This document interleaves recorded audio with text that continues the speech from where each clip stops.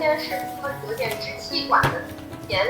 吐舌头我看一下，行了，可以了。中医角度说是肺热，就实际呢说的都是一个内容，它只是说描述的形式不一样。那就这样，我给你开一点中药，咱们吃一段，但是你要配合，就是尽量的不去伤它的脾胃的功能。从食物喂养的这方面，尽量的就是给一些好消化的，别过于油腻的，回避一下什么甜的啦、凉的啦这些东西。